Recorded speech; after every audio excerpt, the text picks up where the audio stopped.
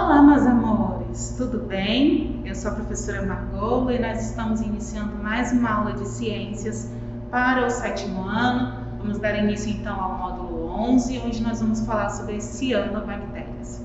Bem, nas aulas anteriores a gente falou um pouco sobre as bactérias. Lembrem que das bactérias a gente falava que elas pertencem ao grupo dos procariontes, né? Onde são indivíduos unicelulares e elas têm o seu material genético totalmente disperso no citoplasma. E a gente diferenciava estes indivíduos daqueles que são considerados eucariontes verdadeiros por terem o seu material genético organizado dentro de um núcleo. Bem, pensando dessa forma, então a gente vem para as cianobactérias. Aí as cianobactérias, aí você olha e cianobactérias. Bactérias quer dizer também que é uma bactéria. Tem um parentesco. Aí aqui tem o nome ciano. Esse ciano quer dizer que como se ela fosse uma bactéria. Esse ciano tem uma origem por conta de uma coloração que ela apresenta, que é azulada. Antigamente, as cianobactérias elas já foram pertencentes a um grupo das algas, né? Mas agora elas, claro, já estão em um grupo separado por conta das características que são distintas. Mas elas têm uma coloração diferenciada, né? Um azul. E aí, por conta disso, tem-se esse nome cianobactérias. E elas apresentam uma característica bem distinta, bem diferente das bactérias também. Mas vamos a características gerais, então, desse grupo. São indivíduos unicelulares, ou seja, então, as cianobactérias apresentam apenas uma célula. São procariontes, então tem o seu material totalmente disperso no citoplasma. São autótrofas. Chegamos aqui no ponto-chave. São autótrofas. Professora, o que é autótrofa? Autótrofas, então, são aqueles indivíduos que produzem seu próprio alimento. Ela consegue produzir ela sozinha, ela não depende de outro indivíduo para ter seu alimento. Ela consegue produzir seu próprio alimento, então ela é autótrofa, as cianobactérias. Diferente das bactérias que vão ser heterótrofas. E as cianobactérias são autótrofas fotossintetizantes. Ou seja, elas são produtoras, elas conseguem produzir o seu próprio alimento através do processo da realização da fotossíntese. Elas conseguem realizar a fotossíntese. Então, há um mecanismo aqui diferenciado das bactérias, né? Então, aconteceu um processo evolutivo que trouxe, então, para esse grupo das cianobactérias uma autossuficiência, trouxe uma independência para esse grupo, que é importante de ser comentado, então, da gente conhecer, né? Então, essa autossuficiência, ela se dá por conta justamente desse processo da fotossíntese, que elas conseguem realizar. E justamente por conta delas conseguirem realizar esse processo da fotossíntese, as cianobactérias também, elas também contribuem nesse processo da produção de oxigênio para o nosso meio. Claro, né? Então, a gente às vezes pensa assim, já se falou muito isso no passado, né? De dizer que as florestas eram o pulmão do mundo, porque produziam oxigênio e tudo. Claro, as florestas elas produzem oxigênio, contribuem sim com esse processo de produção de oxigênio para o meio ambiente. Mas já se sabe que as grandes produtoras de oxigênio são as algas, e dentro desse grupo também a gente também tem as cianobactérias que também são produtoras de oxigênio por conta de realizarem a fotossíntese. Então, aí um ponto importante.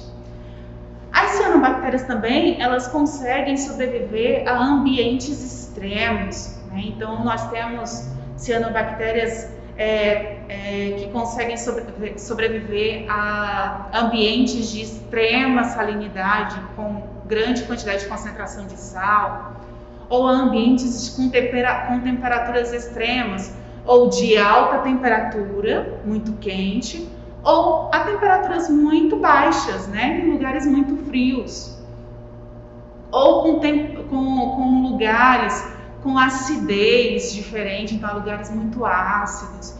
Então nós temos um grupo que consegue sobreviver a ambientes inóspitos, ou seja, a ambientes extremos, ambientes que para outros indivíduos seria de difícil sobrevivência. E justamente esse grupo das cianobactérias tem essa capacidade de se adaptar, de conseguir sobreviver a esses ambientes. E justamente por conta dessa capacidade, estes indivíduos, essas cianobactérias que têm essa capacidade de sobreviver a esses ambientes extremos, nós vamos chamar de extrematólitos, tá? Então, estes indivíduos que têm essa capacidade de sobreviver a ambientes extremos vão ser chamados de extrematólitos, ok? Então, já guardem este nomezinho. E essa capacidade, claro, é importante porque eles acabam tendo esse processo de adaptação, garantindo uma sobrevivência por muito mais tempo, né, no ambiente. Importante agora, em relação, como é então uma cianobactéria? Lembra da estrutura da bactéria que nós desenhamos na primeira aula? Quando a gente falava de bactérias, nós fizemos um desenho para que a gente pudesse compreender como era a estrutura. E lá a gente fez um desenho de uma bactéria onde a gente conseguia observar a presença de uma cápsula, a presença de uma parede celular, de uma membrana plasmática, tínhamos alguns ribossomos e um material genético dentro do citoplasma. Aí havia a presença de cílios externamente e um flagelo. Lembram disso? Deve estar lá no caderno de vocês. Vocês devem ter feito o resumo, certamente, porque tem que estudar para a prova, né? Então, está lá no resumo de vocês. Tem o desenho e tem o livro de vocês também no material, lá no módulo 10.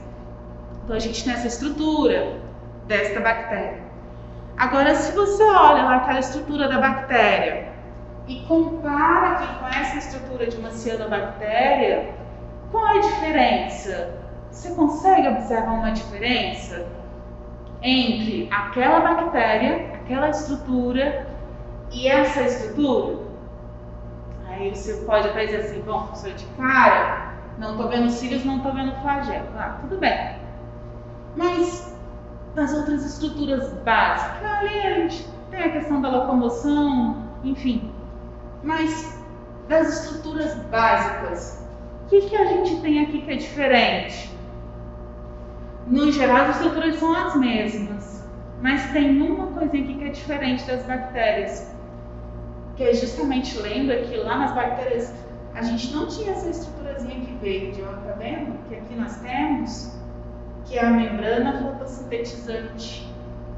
Então, ela aparece aqui nas cianobactérias, essa estrutura, mas nas cianobactérias elas estão presentes, mas ela não está presente lá, nas bactérias.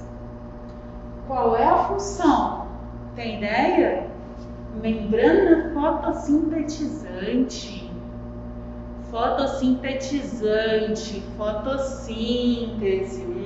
Deve ter alguma coisa ligada com fotossíntese? Sim, tem. Bom, aqui lembra que elas são autossuficientes porque realizam fotossíntese. Então, se elas realizam fotossíntese, a gente vai ter a presença de uma pigmentação aqui dentro também. Por exemplo, se eu tenho a presença de uma pigmentação, se eu tenho a presença de clorofila, enquanto lá nas bactérias, se eu não tenho a presença de uma estrutura específica para armazenar essa pigmentação, a pigmentação, então, lá nas bactérias, elas ficam dispersas totalmente no citoplasma. Nas cianobactérias, eu tenho uma estrutura específica só para armazenar essa pigmentação. Então, se eu tenho uma estrutura específica para armazenar essa pigmentação, a clorofila ela vai ficar onde? Guardadinha dentro dessa membrana fotossintetizante. tá? Então, a função dessa membrana fotossintetizante vai ser justamente armazenar essa pigmentação, ok? Mas ela vai ficar também dispersa no citoplasma, assim como os ribossomos e assim como o material genético. Veja que o material genético ele está também disperso no citoplasma, ele ainda não está organizado dentro de um envoltório, tá? Então, esse aqui é o diferencial que a gente já vai ter estruturalmente lá das bactérias. Essa característica, que é super interessante, né? Então, aqui a gente tem já além dessa capacidade, falando em termos evolutivos, né? Então, evolutivamente falando, a gente tem já esse processo da autossuficiência que aconteceu, e aí a gente tem essa membrana fotossintetizante que já está presente aqui nas cianobactérias, que é super importante de se saber, de se conhecer. Então, da gente conseguir diferenciar, a gente consegue olhar, então, para a estrutura de uma cianobactéria, se lembrar da estrutura das bactérias e diferenciar uma da outra só por conta da presença, então, dessa membrana fotossintetizante, certo? Então, essa é a nossa aula sobre cianobactérias. A atividade já está na agenda Edu. Até a próxima aula.